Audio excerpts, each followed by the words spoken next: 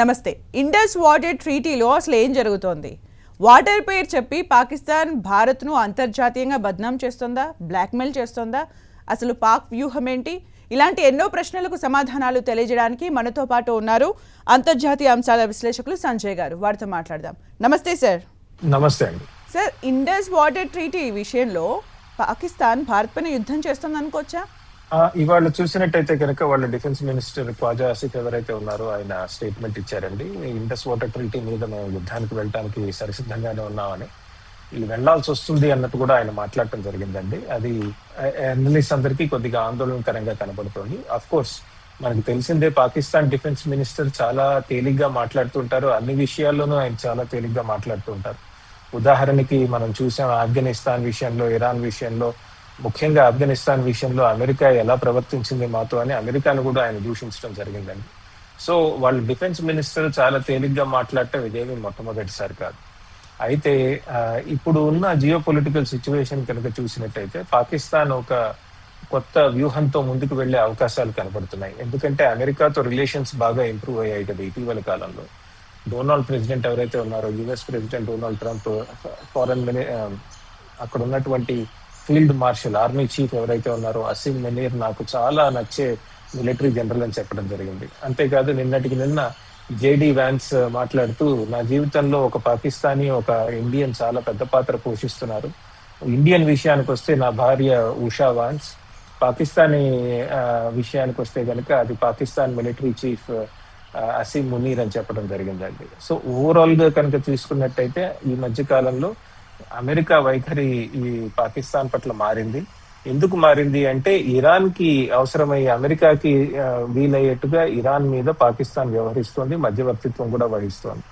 అంతేకాదు అంతర్జాతీయంగా కూడా మంచి మధ్యకాలంలో రెప్యుటేషన్ పెంచుకునే ప్రయత్నం చేస్తోంది పాకిస్తాన్. ఇదిగోండి మేము ఇరాన్ యుద్ధం ఆపి ప్రపంచాన్ని ఆదుకుంటున్నాం. ఇదే టైం ని అదునుగా చూసుకొని భారత్ ని బ్లాక్మెయిల్ చేయొచ్చు, బద్నాం చేయొచ్చు అని చూస్తుందా సార్? ఖచ్చితంగా అండి. భారత్ ని బ్లాక్మెయిల్ చేయటమే, బద్నాం చేయటమే. అంటే ఇప్పుడు ఇంటర్నేషనల్ అటెన్షన్ అంతా పాకిస్తాన్ మీద ఉంది కదా. పాకిస్తాన్ ఎలా మీడియేట్ చేస్తుంది, పాకిస్తాన్ లీడర్స్ కూడా అమెరికన్ లీడర్స్ తో కనబడుతున్నారు. నిన్న మొన్న జెనీవాలో ఉన్నారు వాళ్ళు. అటువంటి తరుణంలో కనుక భారత్ ని బద్నాం చేయాలి ఇంటర్నేషనల్ పాలిటిక్స్ లో అంటే కనుక దీనికి మించిన మంచి అవకాశం వాళ్ళకి దొరక్కపోవచ్చు. అది కూడా ఒక కారణం అండి. రెండు, మనం కనుక చూసినట్టయితే ఇదేదో ఒక హ్యుమానిటేరియన్ ఇష్యూ లాగా చూపించే ప్రయత్నం చేస్తున్నారు.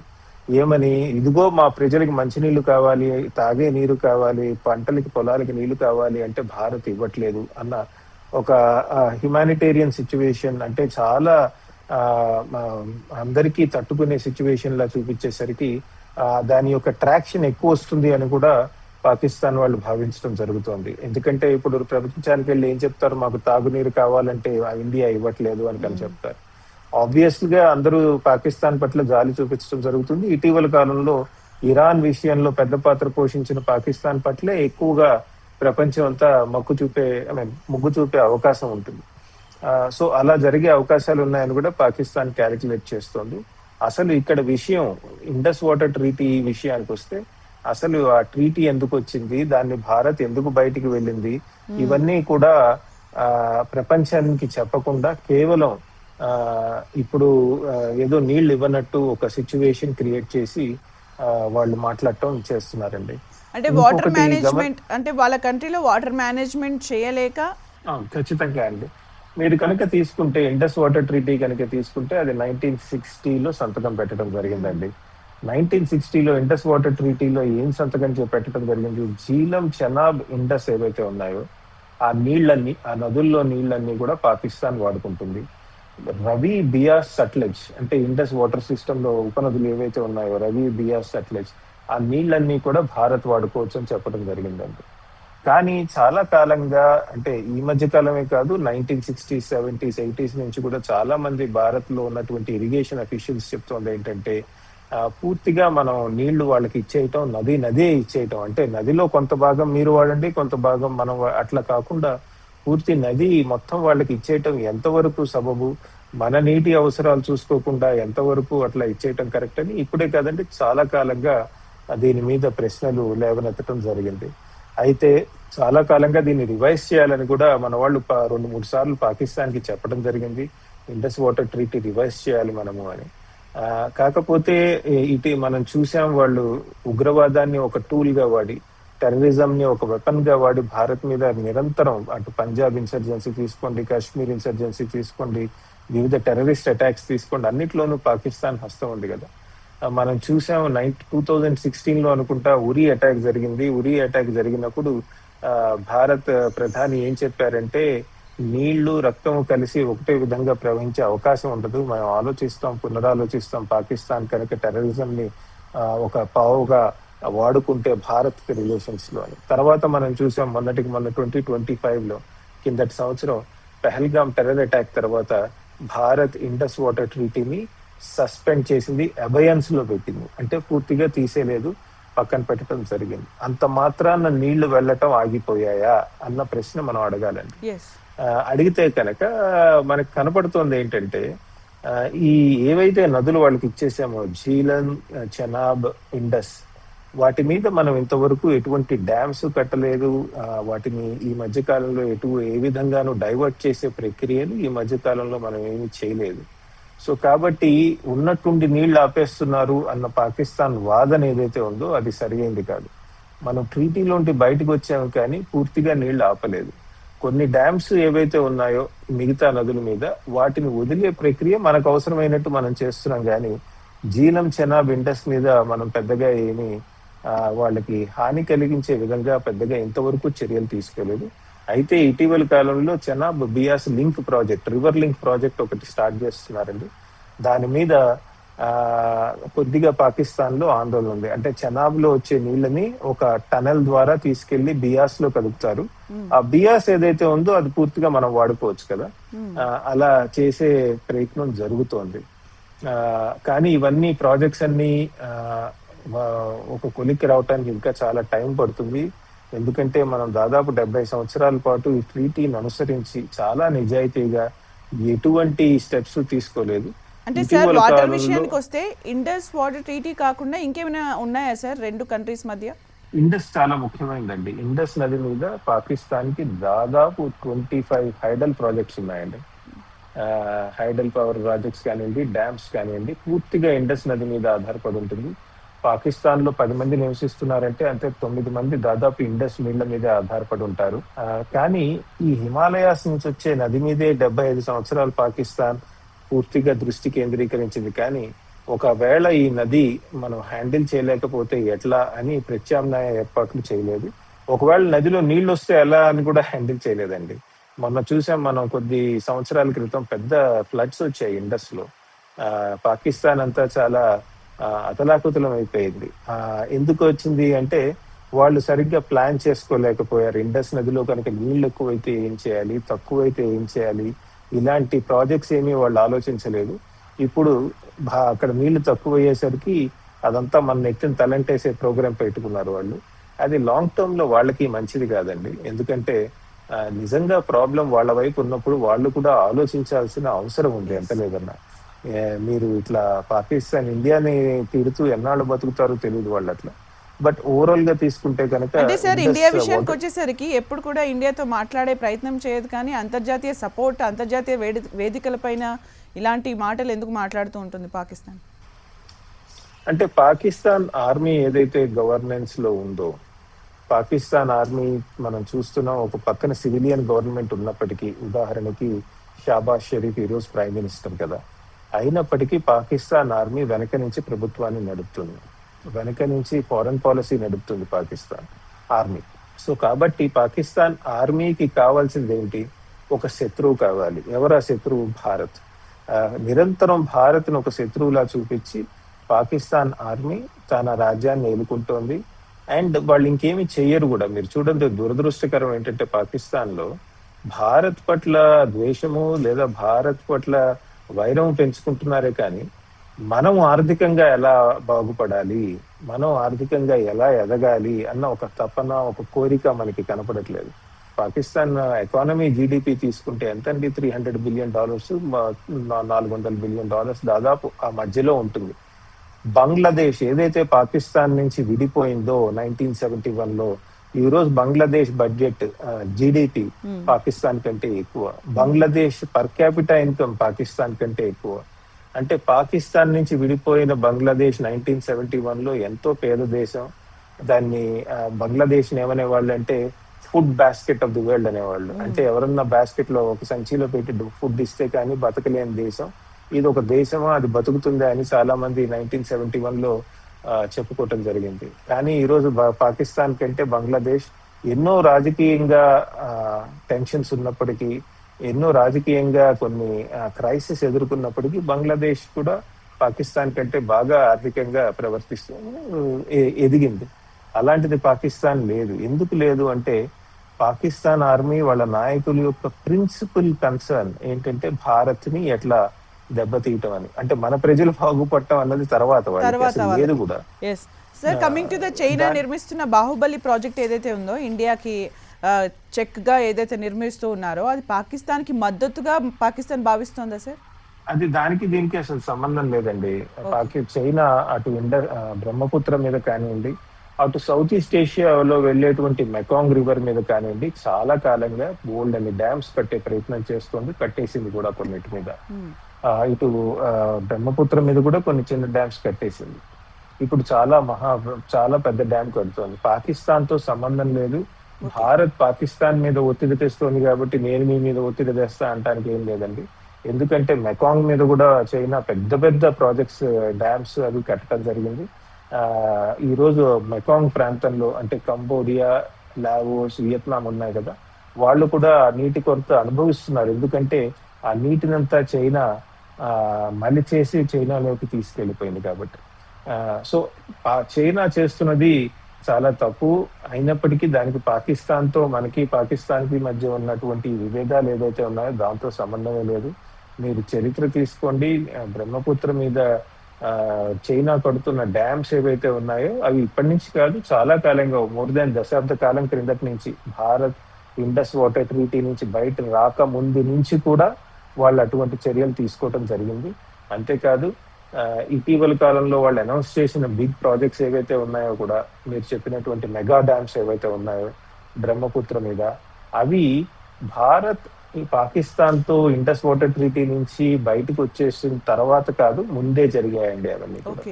మీరు తీసుకున్నట్టు బర్మాలో కూడా పెద్ద పెద్ద డ్యామ్స్ కట్టి బర్మాలో ప్రవహిస్తున్న నదుల నుంచి వచ్చే హైడ్రో పవర్ ని కూడా ట్యాప్ చేసి దాన్ని చైనాకి తీసుకెళ్లే ప్రక్రియ చైనా స్టార్ట్ చేసింది. ఎప్పుడో స్టార్ట్ చేసింది, ఇటీవలే కాదు. So China hydro power politics ఏదైతే ఉన్నాయో అవి భారత్ పాకిస్తాన్ మధ్య ఉన్న ఇండస్ వాటర్ ట్రీటీకి ఎటువంటి సంబంధం లేదు. పాకిస్తాన్ మద్దతుగా ఏమీ చేయట్లేదు అది, లేదా భారత్ కి వ్యతిరేకంగా ఉద్దేశపూర్వకంగా మీరు ఇది చేశారు కాబట్టి మేము ఇది చేశామని చెప్పడం కరెక్ట్ కాదు. కాకపోతే పాకిస్తాన్ లో వాళ్ళు అలా మాట్లాడి అన్నెసరీగా చైనా పొజిషన్స్ ఏవైతే ఉన్నాయో వాటిని సమర్థించడం జరుగుతోందండి. మాకు చైనా మద్దతు వస్తుంది అని భారత్ కి భయపెట్టే ప్రోగ్రామ్ పెట్టుకున్నారు పాకిస్తాన్. కానీ ఈ చరిత్ర అంతా మనకి తెలుసు కాబట్టి మనం పెద్దగా ఆందోళన చెందాల్సిన అవసరం లేదు. చైనా నుంచి వస్తున్న నదుల్లో ముఖ్యమైన నది బ్రహ్మపుత్ర ఒకటే. కాబట్టి దాని మీద పాకిస్తాన్ తో సంబంధం లేకుండా వాళ్ళు చాలా కాలంగా చర్యలు తీసుకుంటున్నారు కాబట్టి మనం విడిగా దాని మీద చైనాతో చర్చలు జరుపుతున్నాం. అసలు మనం చైనాను అడుగుతోంది ఏంటంటే హైడ్రోగ్రాఫిక్ డేటా అడుగుతున్నాం. మీ వైపు వానలు ఎంత పడుతున్నాయి, మీ వైపు స్నో కరిగితే బ్రహ్మపుత్రలోకి ఎంత వాటర్ వస్తుంది, ఎప్పుడు వస్తుంది, అది చెప్తే చాలు, మిగతా మేము మేనేజ్ చేసుకుంటాం అన్న కాన్ఫిడెన్స్ మనలో ఉందండి. అఫ్ కోర్స్ వాళ్ళంత పెద్ద డ్యామ్ కట్టి పూర్తి నదినే మలిచేయటం కరెక్ట్ కాదు. ఎందుకంటే వింటర్ సీజన్స్ లో ముఖ్యంగా సమ్మర్ సీజన్స్ లో ముఖ్యంగా స్నో కరిగిన తర్వాత వాటర్ వస్తుంది కదా, అది బ్రహ్మపుత్రలో చాలా ఇంపార్టెంట్. మనకి బంగ్లాదేశ్ కి ముఖ్యంగా మన దేశంలో అయితే అస్సాంలో చాలా ఇంపార్టెంట్ పెద్ద పాత్ర పోషిస్తుంది. కానీ పాకిస్తాన్ తో మనం బయటికి రావడంతో దానికి సంబంధం లేదు. కమింగ్ టు సార్, అంటే నిజానికి అమెరికా మద్దతు ఇస్తుందా ఈ విషయంలో పాకిస్తాన్కి? పాకిస్తాన్ ఏదైతే అనుకుంటుందో ఇరాన్ అమెరికా యుద్ధంలో మధ్యవర్తిత్వం వహించాం కాబట్టి మాకు సపోర్ట్ దొరుకుతుంది కాబట్టి అని అనుకుంటుందో, అది నిజంగా జరుగుతుందా? అంటే అమెరికా చూడనట్టు వదిలేసే అవకాశాలు ఎక్కువ ఉన్నాయండి. మనం కనుక చూసినట్టయితే 1979లో ఎప్పుడైతే సోవియట్ యూనియన్, అప్పటి ఉన్నటువంటి సోవియట్ యూనియన్ ఆఫ్ఘనిస్తాన్ లోకి వెళ్ళిందో, ఆఫ్ఘనిస్తాన్ లో మిలిటరీగా ఇంటర్వెన్ చేసిందో, అప్పటి నుంచి పాకిస్తాన్ పాత్ర అమెరికాకి ఇంకా చాలా ఇంపార్టెంట్ అయిపోయింది. అప్పుడు కనుక మీరు తీసుకున్నట్టయితే పాకిస్తాన్ ఏం చేసినా అమెరికా చూసి చూడనట్టు వదిలేసేది. ఉగ్రవాదం పెంచి పోషించిన భారత్లో చూసి చూడనట్టు వదిలేసింది. మత ఛాందసవాదం సొంతంగా పాకిస్తాన్ లో పెద్ద ఎత్తున ప్రోత్సహించిన చూసి చూడనట్టు వదిలేశారు. అమెరికానే కాదు, పాశ్చాత్య దేశాలు కూడా. అలానే మనం చూసాం, వాళ్ళు అటు పంజాబ్ లో, కాశ్మీర్ లో ఇన్సర్జెన్సీ పెంచి పోషించిన అమెరికా, పాశ్చాత్య దేశాలు పాకిస్తాన్ వాళ్ళకు అవసరం కాబట్టి చూసి చూడనట్టు వదిలేశారు. పాకిస్తాన్ దొంగతనంగా చైనా నుంచి న్యూక్లియర్ వెపన్స్ తెచ్చుకుని న్యూక్లియర్ నాన్ ప్రాలిఫరేషన్ ట్రీటీని వైలేట్ చేసిన చూసి చూడనట్టు వదిలేశారు. ఎందుకంటే పాకిస్తాన్ ఆఫ్ఘనిస్తాన్ లో పనిచేస్తుంది అమెరికా తరఫున. సోవియట్ యూనియన్, అప్పటి సోవియట్ యూనియన్ ని దెబ్బతీస్తుంది కాబట్టి, మాకు ఇది ఉపయోగపడుతుంది కాబట్టి భారత్ మీద ఎట్లా ప్రవర్తించినా పర్వాలేదు అని. తర్వాత మనం చూసాం కదండి, సెప్టెంబర్ 11 తర్వాత ఉగ్రవాద చర్య జరిగి న్యూయార్క్ లో పెద్ద బిల్డింగ్స్ పడేసిన తర్వాత పాకిస్తాన్ ద్వారా ఆఫ్ఘనిస్తాన్ లో తాలిబాన్ ని, అల్ ఖైదా మీద అమెరికా యుద్ధం ప్రకటించినప్పుడు పాకిస్తాన్ భారత్ పట్ల ఎట్లా ప్రవర్తిస్తోంది మనం చూసాం. పెద్ద పెద్ద టెర్రరిస్ట్ అటాక్స్ చేసింది కదండి. మన పార్లమెంట్ మీద కూడా అటాక్ చేయడం జరిగింది. అప్పుడు మనం పెద్ద మిలిటరీ ఆపరేషన్ కూడా స్టార్ట్ చేసాం కదా. అయినప్పటికీ కూడా అటువంటి సమయంలో కూడా అమెరికా చూసి చూడనట్టు వదిలేసి. సో ఈ రోజు పాకిస్తాన్ మిలిటరీ జనరల్స్, పాకిస్తాన్ నాయకులు ఏం ఆలోచిస్తున్నారంటే, మనము ఈ రోజు అమెరికాకి ఇరాన్ లో పెద్ద ఎత్తున మద్దతు చేస్తున్నాం కదా, అమెరికా తరఫున ఇరాన్ కి ఎటువంటి సహాయం చేయట్లే పాకిస్తాన్. చేయకపోగా ఒక డిప్లొమాటిక్ మీడియేషన్ కానివ్వండి, ఫెసిలిటేషన్ కానివ్వండి, బేసిక్ గా పోస్ట్ ఆఫీస్ లాగా పనిచేస్తుంది. అమెరికా నుంచి ఇన్ఫర్మేషన్ ఏది ఇవ్వాలో అది ఇరాన్ కి ఇస్తుంది, ఇరాన్ నుంచి తీసుకునే ఇన్ఫర్మేషన్ ఏది ఇవ్వాలో అది అమెరికాకి ఇస్తుంది. మనం ఒక కొంత ముఖ్యమైన పాత్ర పోషిస్తున్నాం కాబట్టి మనం ఎటువంటి దుస్సాహసానికి ప్రయత్నించిన, ముఖ్యంగా భారత్ పట్ల అమెరికా వాళ్ళు చూసి చూడనట్టు వదిలేస్తారు అన్న ఒక ఆలోచన పాకిస్తాన్ మిలిటరీ వాళ్ళలో కనబడుతుంది. ఇటువంటి ఆలోచన కొత్తది కాదు. ఎందుకంటే ఇంతకుముందు నేను చెప్పినట్టు 1980s లో చూసాం, 1990s లో చూసాం, సెప్టెంబర్ 11 టెర్రరిస్ట్ అటాక్స్ తర్వాత కూడా చూసాం కదా. సో కాబట్టి ఇట్లా ఆలోచిస్తున్నారు పాకిస్తాన్ మిలిటరీ వాళ్ళు, మిలిటరీ జనరల్స్ అంటే మనం ఆశ్చర్యపోవాల్సిన అవసరం లేదు. అంతేకాదు, పాకిస్తాన్ లో ఈ రోజు ఆర్థిక ఇబ్బందులు చాలా ఉన్నాయండి. సో ఆ ఆర్థిక ఇబ్బందుల నుంచి దృష్టి మళ్లించే ప్రయత్నం కూడా పాకిస్తాన్ మిలిటరీ చేస్తోంది. మనకి నీళ్లు రాకపోవటమే అన్ని ఆర్థిక ఇబ్బందులు. నిజానికి సార్, ఇండస్ వాటర్ ట్రీటీ నుంచి ఇండియా రద్దు చేసిన తర్వాత, బయటకు వచ్చేసిన తర్వాత నిజంగా ఎఫెక్ట్ పాకిస్తాన్ పైన ఎంత పడింది? నిజంగా ప్రజలు చాలా అసౌకర్యానికి గురయ్యారు అసలు? అలా జరగలేదండి.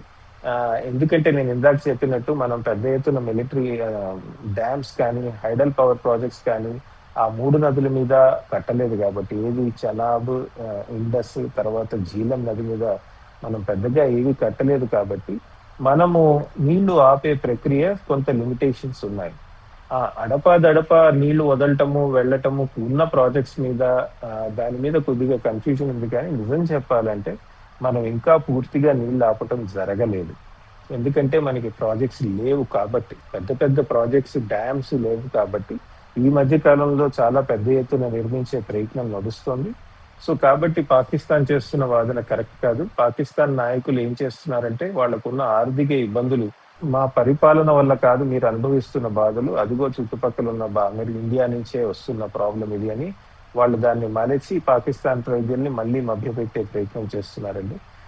ఇన్ కేసు ఈ ఇష్యూలో అమెరికా గనక దూరితే, మధ్యవర్తిత్వం గనక వహిస్తే ఇండియా పరిస్థితి ఏంటి సార్? ఎలాంటి నిర్ణయాలు తీసుకునే ఛాన్స్ ఉంటుంది? భారత్ పాకిస్తాన్ సంబంధాలలో వేరే దేశం జోక్యం ఒప్పుకోదు. ఫార్మల్ గా కానీ, ఇన్ఫార్మల్ గా కానీ ఎటువంటి అవకాశమే లేదు. సో అమెరికా జోక్యం చేసుకోవాలని ప్రయత్నించిన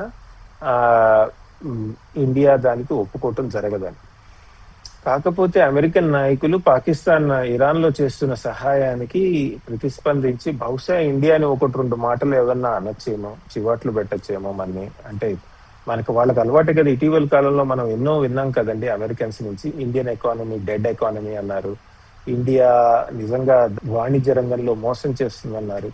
ఇట్లాంటి ఎన్నో కఠినమైన పదజాలం అమెరికా మన మీద వాడింది కదా. అటువంటి కఠినమైన పదజాలం వాడే అవకాశాలు ఉన్నాయి. అంత మాత్రాన అమెరికా ఏం చెప్తుందో అని భయపడి ఇండస్ వాటర్ ట్రీటీకి మనం మళ్ళీ వెళ్ళి సంతకాలు పెట్టడమో, లేదా మళ్ళీ పాకిస్తాన్ కి వీలైనట్టుగా ఇండస్ వాటర్ ట్రీటీ మీద ప్రవర్తించే అవకాశాలు లేవండి. ఎందుకంటే ఒకవేళ ఇన్ కేస్ మనం అంటే సార్ ట్రీటీకి ముందు కొన్ని ఒప్పందాలు ఉంటాయి, అవన్నీ ఉంటాయి కదా. మనం చెప్తుంది ఏంటంటే ఉగ్రవాదాన్ని పెంచి పోషిస్తుంది, అదే రీజన్తోని మనం ట్రీటీలో నుంచి బయటకు వచ్చేసామని చెప్తున్నాము. బయటకు వచ్చి అయితే లీగల్గా ఫ్యూచర్లో ఏమైనా దీనికి సంబంధించి లీగల్ ఇష్యూస్ ఇంటర్నేషనల్గా ఏమైనా ఉంటాయా సార్? అది బైలాటరల్ అగ్రిమెంట్ అండి. ఓకే. వరల్డ్ బ్యాంక్ ఫెసిలిటేట్ చేసింది ఇది ఇండస్ వాటర్ ట్రీటీ ఏదైతే ఉందో అది వరల్డ్ బ్యాంక్ ఫెసిలిటేట్ చేసింది, కానీ ఆ ఇండస్ వాటర్ ట్రీటీ ఏదైతే ఉందో అది బయలాటరల్ అగ్రిమెంట్. ఇందులో అంతర్జాతీయంగా ఇంటర్నేషనల్ లా లేదు.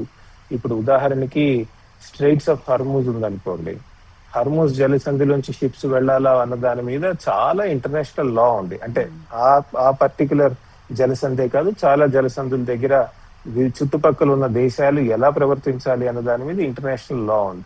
కానీ రెండు దేశాలు ఒక ఆర్థిక ఒప్పందం కుదుర్చుకున్నాయి. వాటర్ ట్రీటీ ఒక ఆర్థిక ఒప్పందమే కదా. ఒక్కొక్కసారి పని చేస్తుంది, ఒక్కొక్కసారి పని చేయకపోతే దేశాలు ముందుకు వెళ్తాయి, వెనక్కి వెళ్తాయి, పక్కకి వెళ్తాయి. ఉదాహరణకి అమెరికా తీసుకోండి.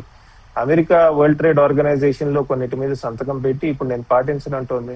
బయలాటరల్ గా ఎకనామిక్ అరేంజ్మెంట్స్ చేసుకుంటాను అని అందరి మీద సుంకాలు వేసింది కదా. సో ఇటువంటి విషయాల్లో ముఖ్యంగా ఇండస్ వాటర్ ట్రీటీ విషయంలో ఇంటర్నేషనల్ లా వైలేట్ జరిగింది అని చెప్పడం కష్టం. ఒకవేళ ప్రయత్నించవచ్చు, పాశ్చాత్య దేశాల మద్దతుతో ఇదిగో ఇంటర్నేషనల్ లా వైలేట్ అయింది అని ఏదో చెప్పొచ్చు. కానీ నిజంగా చూస్తే కనుక ఇది బయలాటరల్ అగ్రిమెంట్. మనం దీనికి ఎటు కట్టుబడి ఉంటాం నిరంతరంగా అని కూడా చెప్పడం తప్పు కదండి. ఎప్పుడో 1960లో పెట్టాం కదా అగ్రిమెంట్. ఇప్పుడు మన 2026కి వచ్చాము. ఇన్ని దశాబ్దాలు జరిగిన తర్వాత, క్లైమేట్ చేంజ్ మారిన తర్వాత, నీటి వినియోగాలు మారిన తర్వాత ట్రీటీని రివ్యూ చేయటంలో తప్పులేదు కదా. ట్రీటీని రివ్యూ చేసుకుని మారుతున్న స్థితిగతుల్ని పరిగణలోకి తీసుకుని మేము ట్రీటీస్ రివ్యూ చేసుకోవటం అన్నది సర్వసాధారణం. సో అలాంటప్పుడు ఉగ్రవాదం ఉన్నా లేకపోయినా కూడా మనం దాని ముందు నుంచే కూడా ఏది పెహల్గాం ఉగ్రవాదం చర్య, తర్వాత మన ఆపరేషన్ సింధూరు, వాటి ముందు కూడా మనం ఇటువంటి ఈ ట్రీటీని ఏదైతే ఉందో ఇండస్ వాటర్ ట్రీటీని రివ్యూ చేయాలి, దాన్ని అబయన్స్ లోకి తీసుకెళ్లాలని మనం ఎప్పటి నుంచో చెప్తున్నాం. సో కాబట్టి ఇటువంటి ఇంటర్నేషనల్ లా వైలేషన్ లేదు. అంతేకాదు ఒక దేశాన్ని మీరు ఎప్పుడో 1960లో చేసినటువంటి వాటర్ ట్రీటీ నిరంతరం కొన్ని వందల సంవత్సరాల పాటు అట్లానే కంటిన్యూ అవటం కూడా తప్పండి, న్యాయబద్ధం కాదు. ఇదేమి దేశ బౌండరీ కాదు కదా, బౌండరీని మనం మార్చట్లేదు. నీటిని వాడుకునే ప్రక్రియలు, వాటి గురించి మనం చర్చించాలి అంటున్నాం, రివ్యూ చేయాలి అంటున్నాం. అందులో నా ఉద్దేశంలో ఎటువంటి తప్పు లేదండి. కమింగ్ టు ద పాకిస్తాన్, అదే గనక ప్రొజెక్ట్ చేస్తే ఈ ట్రీటీ నుంచి బయటికి వెళ్ళడం వల్లనే మాకు వాటర్ ఫెసిలిటీ లేకుండా మా దగ్గర చాలా కష్టాలు పడుతున్నారు అని అదే గనక ప్రొజెక్ట్ చేస్తే పాకిస్తాన్కి సపోర్ట్ చేసే కంట్రీస్ ఏవేవి సార్? క్లియర్ గా చెప్పడం కష్టం అండి. కానీ పాకిస్తాన్ ప్రొజెక్ట్ చేసే విధానం ఎలా ఉంటుందంటే, మా సామాన్య ప్రజలు కష్టపడుతున్నారు కాబట్టి ఇండియా తన వైఖరి మార్చుకోవాలి అని పెడుతుందండి. దాంతో ప్రపంచవ్యాప్తంగానే కాదు, మన దేశంలో కూడా చాలా మంది మనసు కరిగిపోయి, అయ్యో సామాన్య ప్రజలకి పాకిస్తాన్ మిలిటరీ వేరు, పాకిస్తాన్ లో ఉన్న సామాన్య ప్రజలు వేరు, వాళ్ళని ఇబ్బంది పెట్టే విధంగా మనం ఇండస్ వాటర్ ట్రీటీని ఎందుకు వైలేట్ చేస్తున్నాము అని మాట్లాడే వాళ్ళు కూడా ఉంటారండి. పాకిస్తాన్ స్ట్రాటజీ ఎగ్జాక్ట్లీ అదే. ప్రపంచవ్యాప్తంగా ఒక సామాన్యుని, పాకిస్తాన్ రైతు లేదా పాకిస్తాన్ అంటే ఫిషింగ్ కమ్యూనిటీస్, ఇవన్నీ కూడా ఒక సామాన్యుల్ని భారత్ ఎంతో పట్టుకుని పీడిస్తోంది అని చూపించే ప్రక్రియ చేస్తుంది, పెద్ద ఎత్తున చేస్తుంది. దాన్ని ఎంతమంది ఎంతవరకు పట్టించుకుంటారన్నది చూడాల్సిన అంశం. అంతేకాదండి, మనం కూడా చాలా మంది పాపం మంచివాళ్లే, చెడ్డవాళ్ళు అన్నట్లే మనసు కరిగిపోయినట్టు అయ్యో పాకిస్తాన్కి మనం అన్యాయం చేస్తున్నామని మన వాళ్ళు కూడా మాట్లాడే అవకాశాలు ఉంటాయండి. సో బ్రాడ్ గా మనం చెప్పాల్సిన స్టోరీ మనం చెప్పాలి, ఇది ఎగ్జాక్ట్ గా ఏం జరిగింది అన్నది. దాని తర్వాత ప్రపంచ కమ్యూనిటీ ఎట్లా నిర్ణయించుకోవచ్చు, వాళ్ళు నిర్ణయించుకోవచ్చు. వాళ్ళు ఆలోచన విధానాన్ని కూడా మనం ఇన్ఫ్లుయెన్స్ చేసే ప్రక్రియ చాలా ఇంపార్టెంట్ అండి. ప్రపంచానికి మన వైపు స్టోరీ మనం చెప్పుకోవాలి కదా, అందులో తప్పేం లేదు కదా. రెండు వైపుల స్టోరీ మీరు వినండి అని.